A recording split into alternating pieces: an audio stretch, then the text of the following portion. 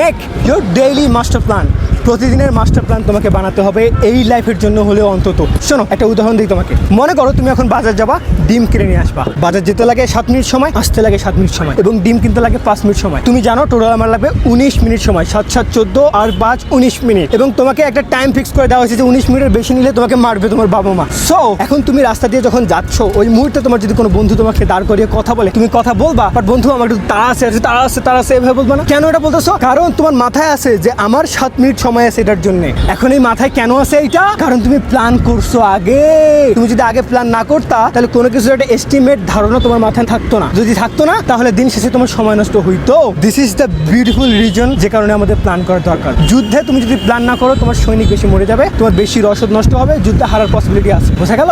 যদি তুমি প্ল্যান করো, তুমি জানো এক্স্যাক্টলি কতজন সৈনিক ওখানে মরে যাবে, কতগুলো রসদ লাগবে, সবকিছু। So planning is the best thing. তুমি যদি প্ল্যান না করো, if you fail to plan, you plan to fail. If you fail to plan, you plan to fail. তুমি যদি পরিকল্পনা না করো, তার মানে তুমি প্ল্যান এক প্রকার করেই নিলা যে আমি ফেল করবো। একটা কাজ করতেছি, এটা আমি ফেল করবো নিশ্চিত, কারণ আমি পরিকল্পনাই করি নাই। So make your daily plan. আমরা সাধারণত রুটিন বানাই, কিন্তু রুটিন কাজ করে না, কারণ রুটিনের মোটিভেশনটা থাকে একদিনের বা 2 দিনের, অনেক দিনে থাকে না। তো প্রতিদিন সকালে তুমি প্ল্যান করো যে আমি এটা করবো, তখন ওই প্ল্যানের মোটিভেশনটা সকাল থেকে রাত পর্যন্ত সাস্টেইন করবে।